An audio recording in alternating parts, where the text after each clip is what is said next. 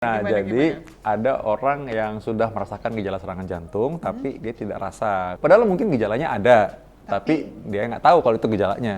Katanya kalau punya sakit jantung nggak boleh minum kopi. Gimana dong? Nah. Minum obat darah tinggi bisa bikin ketergantungan. Sebenarnya obat darah tinggi itu kalau diminum,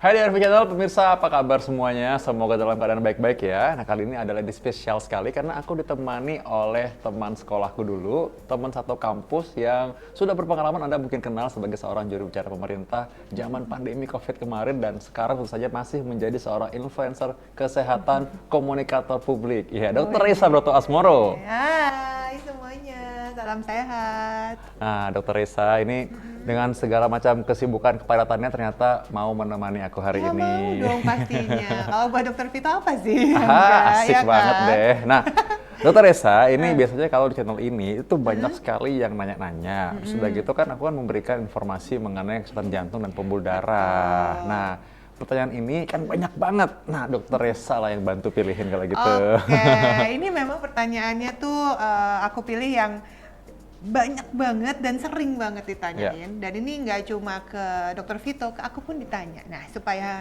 nggak penasaran, Yes. Kita tuntaskan langsung ya. aja ke spesialisnya ya kan. Oke, yes. Ya udah, aku bacain pertanyaan netizen plus 62 yang pertama ya. Oke.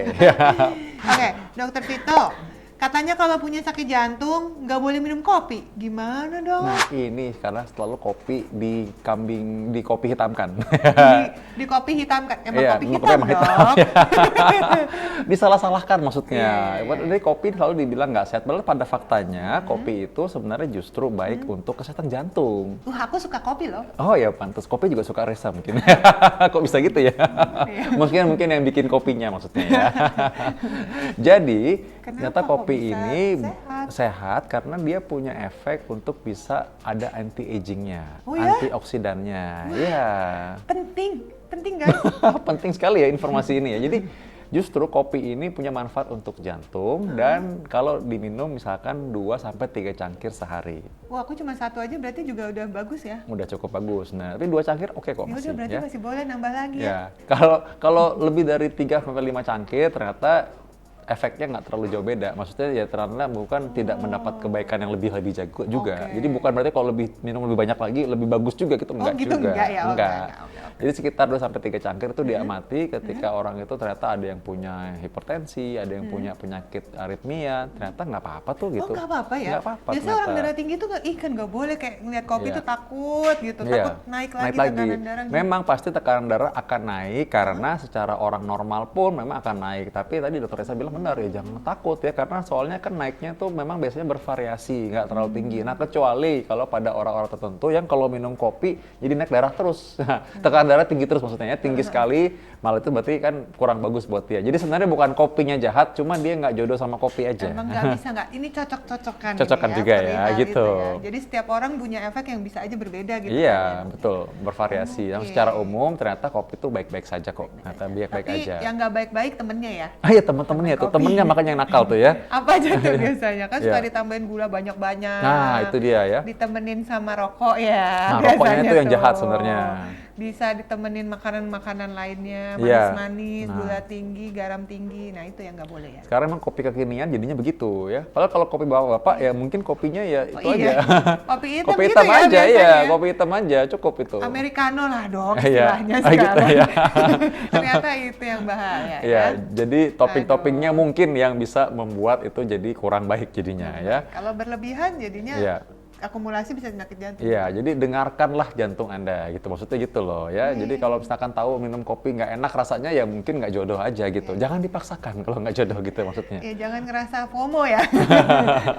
Nah, Pengennya iya, itu. pengennya itu terus karena ikut-ikutan lihat orang atau persisten pengen. Jadi ya aturlah dosis kopinya seberapa sih gitu. Jadi intinya kopi tidak berbahaya, malah dalam 2-3 cangkir sehari malah baik untuk kesehatan jantung. Ih, berita baik nih untuk pecinta kopi. Oke, langsung ke pertanyaan kedua. Ini dari netizen yang bilang, ih dengar-dengar kalau udah pasang ring jantung nggak boleh olahraga.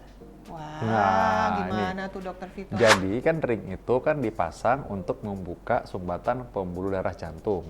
Jadi kalau orang yang sering check up, kadang-kadang mereka tuh ketangkep atau ketahuan ada terdeteksi penyempitan pembuluh darah jantung sebelum dia serangan jantung.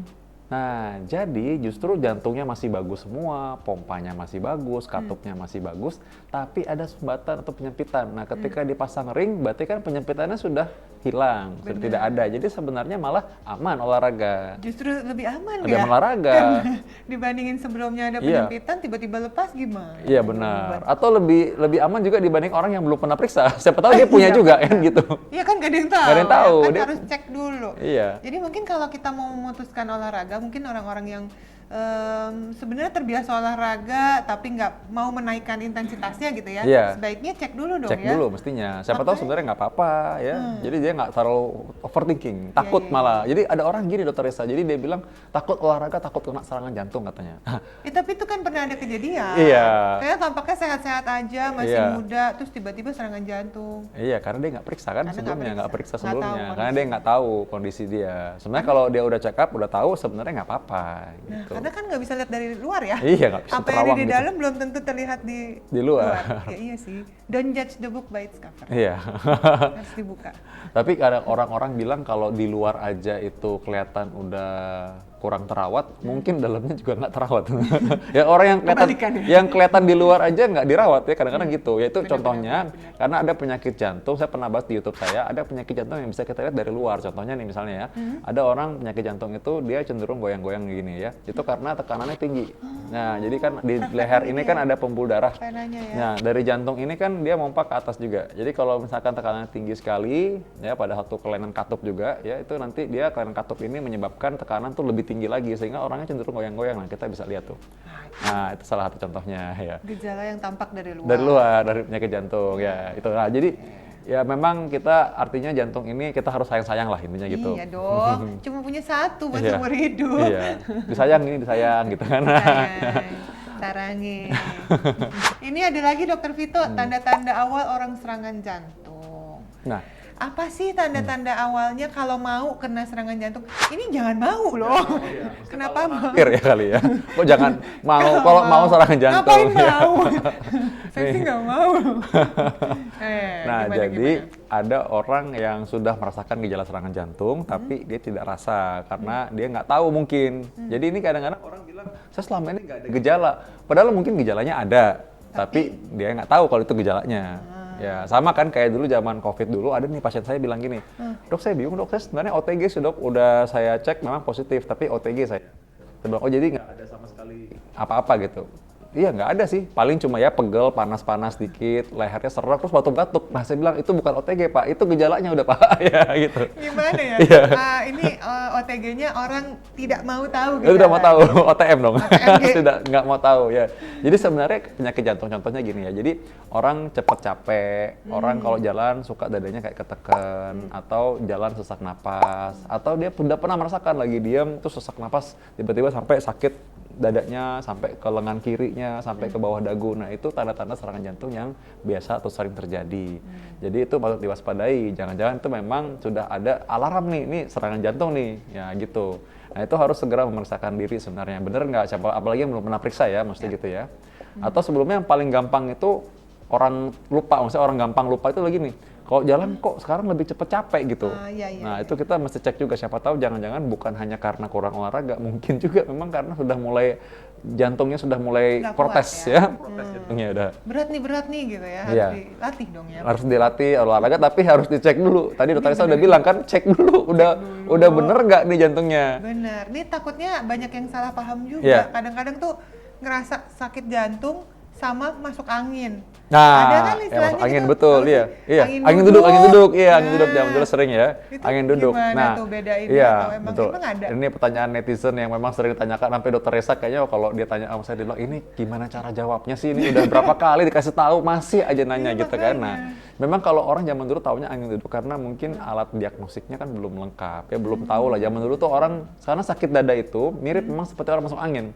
sampai ke punggung ya, jangan rasa-rasanya ya. Kadang-kadang di punggung ini, di belakang ini belikat juga rasanya nggak enak ya. Sampai ke tengkuk belakang, sampai ke bawah dagu. Jadi emang rasanya kok kayak lagi masuk angin ya, kenapa ya?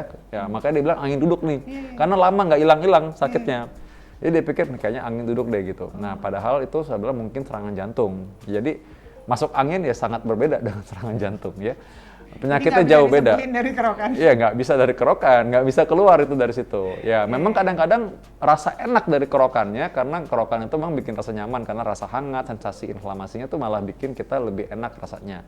Tapi kan penyakit jantungnya nggak hilang gitu. Nah, tetap kita check up supaya tahu bahwa ini jantung saya baik-baik saja.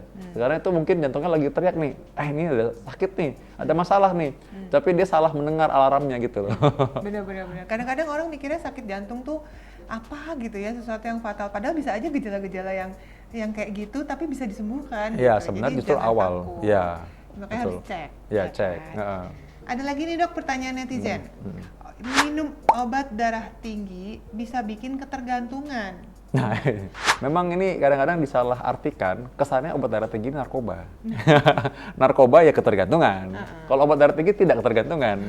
Karena pada faktanya ternyata sekitar separuhnya orang-orang yang punya darah tinggi tidak minum obat darah tinggi dengan teratur. Nah, itu bukti justru bahwa memang tidak ketergantungan. Karena orang bisa berhenti minum kapan aja dia mau. Iya. Dia lupa bisa, dia nggak jadi sakau, nggak jadi tiba-tiba kepanasan karena dia tidak minum obat darah tinggi. Jadi dia bisa berhenti kapan aja. Makanya banyak yang lupa gitu. Oh iya ya. Iya. Nggak nyari malah. Nggak nyari kan makanya. Jadi banyak orang yang lupa tidak minum obat darah tinggi. Jadi sebenarnya obat darah tinggi itu kalau diminum, obatnya dosisnya bisa berubah. Obatnya pun jenisnya pun bisa berubah. Kalau kita melakukan USG jantung atau ekokardiografi ternyata ada pelebaran atau pembengkakan jari jantung karena darah tinggi, maka obat darah tinggi pun jenisnya pun lain lagi. Jadi tidak bisa obat darah tinggi untuk istrinya sama suaminya sama. Ya mungkin beda memang. Atau nanya Tetangganya. Kan? Ya. Ini dikasih apa sama dokter, Iya. saya juga minum deh gitu. Beda, kan. efek sampingnya pun bisa berbeda variasi ya, responnya lain-lain. Dosisnya pun bisa mungkin bertingkat, bisa juga malah menurun. Ada orang darah tinggi dosisnya malah turun karena dia rajin olahraga misalnya. Memperbaiki lifestyle. Ya, dia sudah ikut. Tapi memang kalau darah tinggi itu kan penyebabnya sendiri kan macam-macam. Iya, nih. iya betul. Ya jadi jangan disamain, makanya balik lagi harus cek. Iya kan. betul, ya cek Dan itu supaya anak muda tahu. bisa dong ya kena Iya, darah juga. tinggi, aduh. Ya itu Iya. sebenarnya ini sempat ada yang viral, pernah lihat nggak sih? Sempat keluar di berbagai media FYP gitu, kayak anak muda belum 30 tahun, terus sering sakit kepala, pas tensinya tinggi. Lah ini kenapa gitu? Ternyata lifestyle yang buruk. Iya. Ternyata di bawah 30 pun bisa darah tinggi, guys. bisa. Dan memang kalau anak yang usia lebih muda, darah tinggi, lifestyle bisa. Kita mesti cek juga faktornya di dalam jantungnya itu sudah ada perubahan apa enggak. Jangan-jangan dia darah tinggi udah lama sebenarnya kan udah 5 tahun, dia baru tahu saat itu. Iya. Atau kemarin pas mau vaksin, pas ketahuan darah tinggi, padahal sebelumnya sudah punya ternyata. Ya kan jarang tensi kan, karena dia nggak pikir kalau saya harus ditensi. Ingat kalau kita pernah ngobrol kan sebelumnya ya, bahwa ternyata American Heart Association itu menganjurkan seorang yang usia 20 tahun sudah pernah cek jantung. Supaya tahu nih ada penyakit bawaan nggak yang mungkin bisa dicegah dari awal. Kolesterol misalnya dari awal bisa, darah tinggi termasuk. Siapa tahu dari muda darah tinggi. Itu dia. Nah, itu kan penyebabnya kita bisa lihat. Siapa tahu ada kelainan di ginjal pun bisa bikin darah tinggi. Jadi ya kita bisa cek sebelum jadi harus ada komplikasi yang berat gitu. Kita harus cek dulu. Komplikasinya hipertensi adalah Ginjal, orang serangan jantung, penebalan jantung atau bengkak jantung, orang jadi stroke, korslet, jantungnya juga bisa gangguan irama jantung ya, atau bisa juga terjadi gangguan penyempitan di pembuluh darah jantung ataupun di pembuluh darah kaki yang sambungan sama jantung tuh. Nah, makanya lebih baik dideteksi, tinggal tensi doang. Iya, tensi doang ya. Kan? Tensiometer sekarang banyak yang otomatis kok bisa dibeli di rumah. Iya, bisa. Tapi jangan lupa ganti baterai. Iya, berarti bener-bener. Kadang-kadang kalau udah ganti baterai malah tiba-tiba ya kok tensinya jadi segini gitu kan, jadi nggak akurat malah.